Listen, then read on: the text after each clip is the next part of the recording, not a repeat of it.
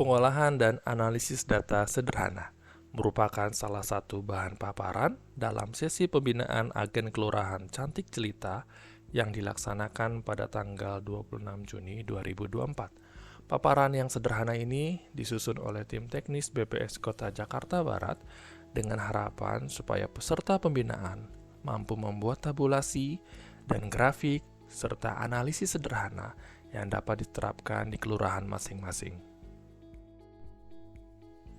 Adapun kerangka paparan sekaligus ruang lingkup dari paparan ini, yang pertama, penyajian tabel, dilanjutkan penyajian grafik, dan yang terakhir, contoh analisis data sederhana. Bagian pertama, penyajian tabel. Apa yang dimaksud dengan tabel pada bahan paparan ini? Sederhananya, tabel merupakan kumpulan data dalam bentuk angka-angka yang disusun secara sistematik menurut baris dan kolom. Namun, tabel yang dimaksud di sini bukanlah merupakan berupa dataset atau raw data, melainkan tabel tempat dataset tersebut akan diringkas. Istilah lain dari aktivitas ini adalah tabulasi data. Lalu, untuk apa perlu dilakukan penyajian data dalam tabel atau tabulasi dalam kerangka pengolahan data ini? Pertama, tabulasi akan memudahkan dalam analisis data. Kedua, informasi yang disajikan tabel lebih lengkap. Ketiga, implikasi dari informasi yang tersaji lengkap itu adalah tabel mudah dimengerti bagi pengguna data.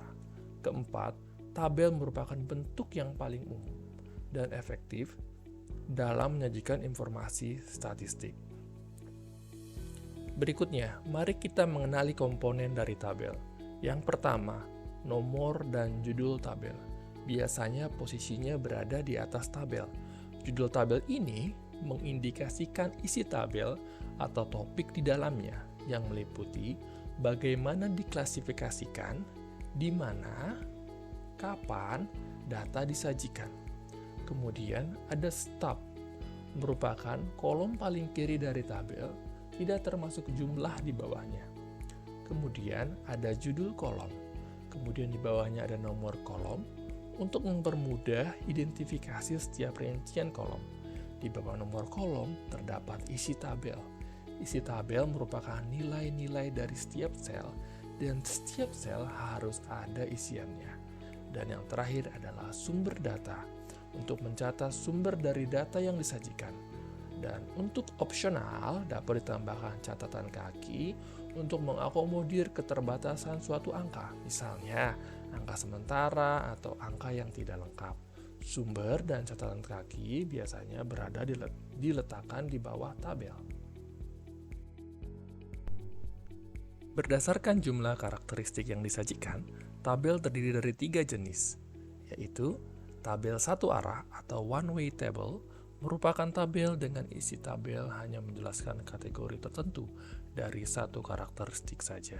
Tabel dua arah atau two-way table merupakan tabel yang dirinci menurut dua karakteristik yang berbeda.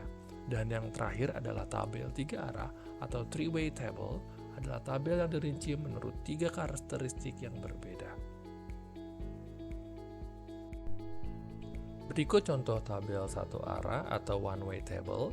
Ini merupakan tabel jumlah satuan pendidikan menurut jenjang pendidikan di Kelurahan Palmerah pada tahun 2024. Karakteristik yang dijelaskan pada tabel ini adalah jenjang pendidikan yang diklasifikasikan menjadi 5 kategori: PAUD, SD, SMP, SMA, dan SMK.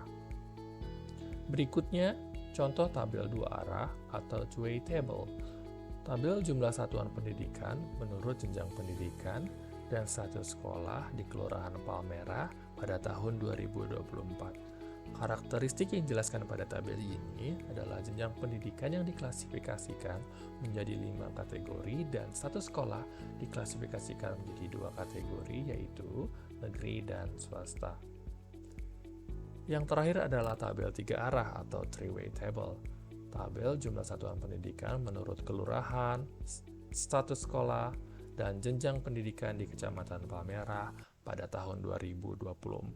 Terdapat 3 karakteristik yang dijelaskan di tabel ini, Di antaranya jenjang pendidikan ke dalam 5 kategori, kedua status sekolah ke dalam 2 kategori, dan terakhir karakteristik kelurahan yang berisi 6 kategori sesuai jumlah kelurahan di Kecamatan Palmerah.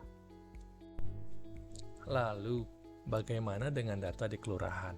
Adakah data yang dapat disajikan dalam tabel satu arah, 2 arah, atau 3 arah?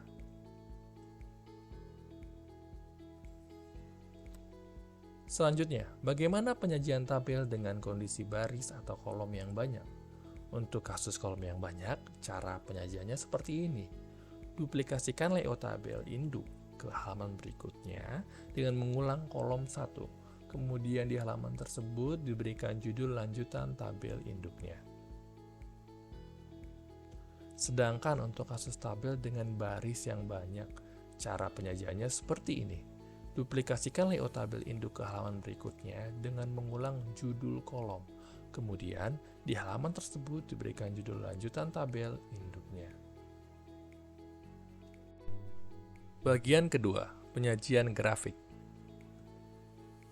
Grafik merupakan bentuk penyajian data secara visual yang dibuat dari data yang telah disajikan dalam tabel dengan tujuan agar data dapat lebih mudah dipahami.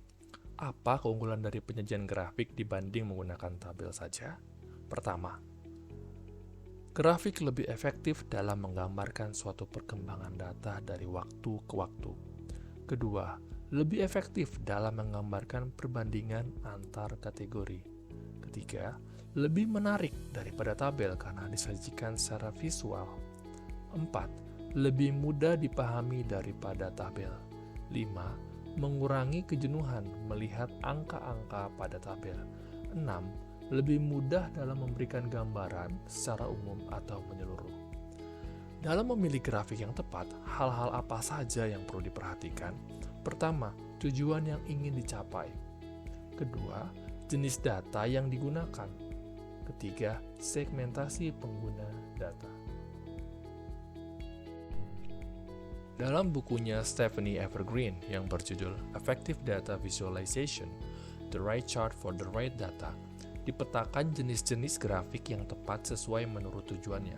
Sekilas dapat digambarkan pada bagian ini, alangkah beragamnya grafik-grafik yang dapat diterapkan dalam pengolahan data tingkat lanjut. Pada pembinaan ini, pembelajaran grafik akan dimulai dari tingkat basic, yaitu mengenali 3 jenis grafik yang sering digunakan oleh pengguna data, di antaranya grafik garis, grafik batang, dan diagram lingkaran. Grafik garis adalah grafik yang digunakan untuk menggambarkan perkembangan data secara kontinu. Dengan melihat arah garis yang menghubungkan titik-titik pada grafik, kita akan mudah mengetahui pola atau kecenderungan data. Pola yang mungkin diantaranya menurun, naik, atau mendatar. Grafik garis terdiri dari grafik garis tunggal, grafik garis berganda, grafik garis komponen berganda, grafik garis saling menimbang, dan grafik garis interval. Grafik garis tunggal. Grafik garis tunggal biasanya digunakan untuk memberikan gambaran perkembangan satu jenis data. Contohnya grafik ini. Grafik ini hanya menampilkan satu jenis data, yaitu persentase penduduk miskin di Jakarta Barat. Periodenya dari tahun 2018 sampai 2023. Grafik garis berganda. Grafik garis ini memberikan gambaran perkembangan dari beberapa data dalam satu tabel. Pada contoh ini, grafik menampilkan 2 jenis data, yaitu persentase penduduk miskin di Jakarta Barat dan di DKI Jakarta. Periode datanya dari tahun 2018 sampai 2023. Grafik garis komponen berganda. Grafik garis ini bertujuan untuk melihat perkembangan dari beberapa jenis data sekaligus untuk melihat perkembangannya secara kumulatif. Grafik garis ini dapat ditampilkan dengan versi jumlah serta versi persentase kumulatif. Contohnya grafik jumlah kendaraan bermotor menurut jenis kendaraan, diantaranya mobil penumpang, bis, dan truk. Periode datanya dari tahun 2008 sampai 2012. Grafik garis saling menimbang. Kegunaan grafik ini adalah untuk melihat perkembangan dari dua kelompok data yang saling berlawanan, sehingga perkembangan selisih antara dua kelompok data tersebut dapat diketahui.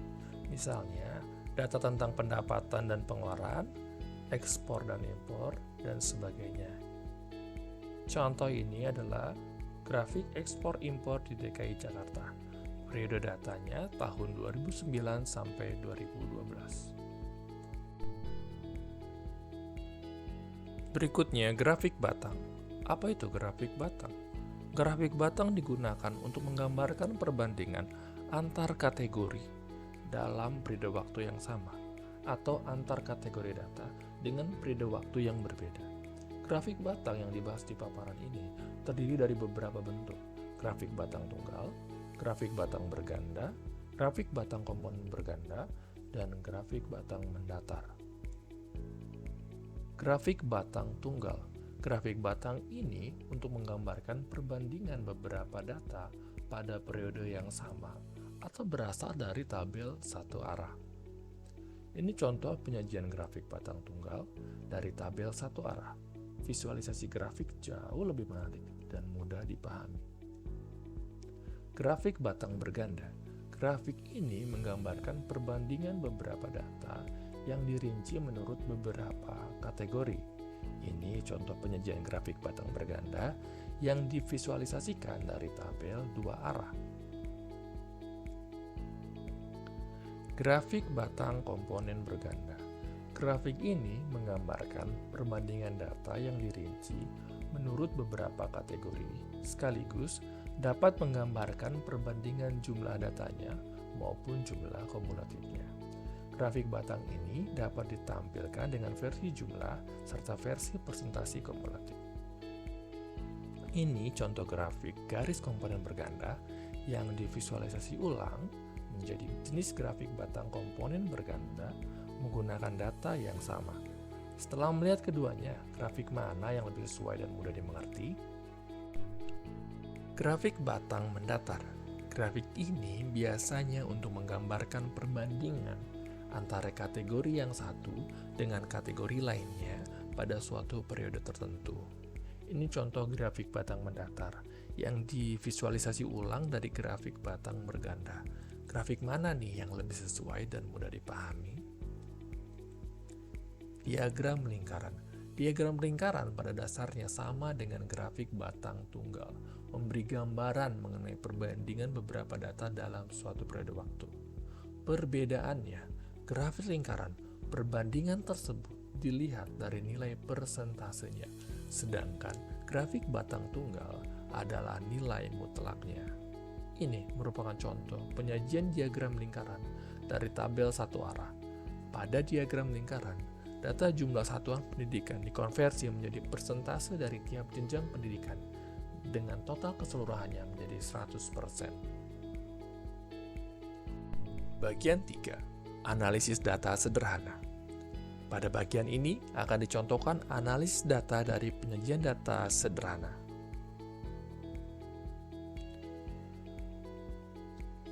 Ditampilkan tabel jumlah satuan pendidikan menurut jenjang pendidikan di Kelurahan Palmerah tahun 2024. Data bersumber dari data peserta didik nasional 2024. Contoh analisisnya seperti ini.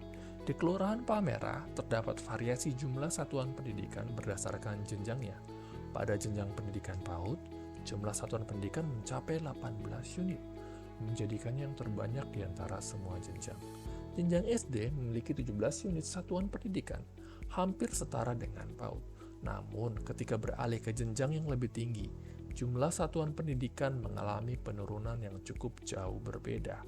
Pada jenjang SMP terdapat 4 unit satuan pendidikan, sementara jenjang SMA dan SMK masing-masing hanya memiliki 2 unit. Hal ini menunjukkan bahwa semakin tinggi jenjang pendidikan, jumlah satuan pendidikan cenderung semakin sedikit. Fenomena ini mungkin disebabkan oleh berbagai faktor, termasuk kebutuhan dan distribusi populasi siswa di setiap jenjang pendidikan. Berikutnya, ditampilkan jumlah kepala keluarga menurut pendidikan yang ditamatkan dan jenis kelamin di Kelurahan Palmerah pada tahun 2022. Datanya bersumber dari Suku Dinas Kependudukan dan Pencatatan Sipil di Kota Jakarta Barat.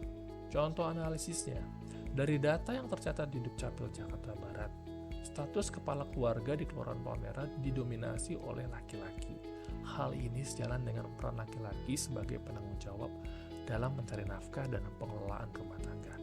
Namun tidak dapat dipungkiri, terdapat peran perempuan yang menjadi tulang punggung tunggal dan berperan sebagai kepala keluarga, di mana tidak ada suami atau laki-laki yang menafkahi rumah tangga tersebut. Menurut tingkat pendidikan yang ditamatkan, mayoritas perempuan yang berperan sebagai kepala keluarga di Kelurahan Palmerah merupakan lulusan SLTP atau sederajat. Dapat dilihat grafik persentase penduduk miskin Jakarta Barat tahun 2018 sampai 2023. Sumber data dari Badan Pusat Statistik. Contoh analisisnya sebagai berikut.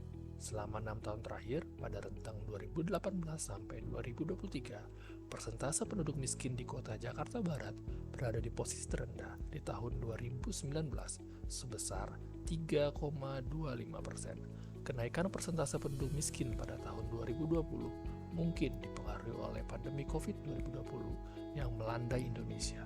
Pembatasan sosial berskala besar atau PSBB membawa efek domino pada pengurangan tenaga kerja di berbagai sektor yang menyebabkan penduduk kehilangan pendapatan. Sejalan dengan kebijakan pemulihan ekonomi yang dilakukan pemerintah untuk mengatasi COVID-2020, setelah tahun 2021, persentase penduduk miskin menunjukkan tren menurun hingga tahun 2023. Walaupun kondisi ini masih belum kembali kepada kondisi sebelum COVID-2020. Berikutnya adalah grafik garis kemiskinan Jakarta Barat dan DKI Jakarta tahun 2018 sampai 2023. Data bersumber dari Badan Pusat Statistik. Contoh analisis sebagai berikut. Garis kemiskinan Jakarta Barat tahun 2018 tercatat pada Rp490.331 per kapita per bulan. Sampai dengan tahun 2023, garis kemiskinan menunjukkan tren yang terus meningkat menjadi sebesar Rp697.247 per kapita per bulan. Hal ini menunjukkan rata-rata pengeluaran per kapita per bulan penduduk di Jakarta Barat naik dari tahun ke tahun. Artinya, batas pengklasifikasian penduduk dikategorikan sebagai miskin atau tidak miskin semakin tinggi. Grafik tersebut juga menjelaskan bahwa garis kemiskinan Kota Jakarta Barat berada di bawah garis kemiskinan Provinsi DKI Jakarta. Rata-rata pengeluaran per kapita per bulan penduduk di Jakarta Barat relatif lebih rendah dibandingkan dengan rata-rata pengeluaran per kapita penduduk dalam satu provinsi DKI Jakarta. Sekian pemaparan mengenai pengolahan dan analisis data sederhana. Atas perhatiannya, tim teknis BPS Kota Jakarta Barat mengucapkan terima kasih.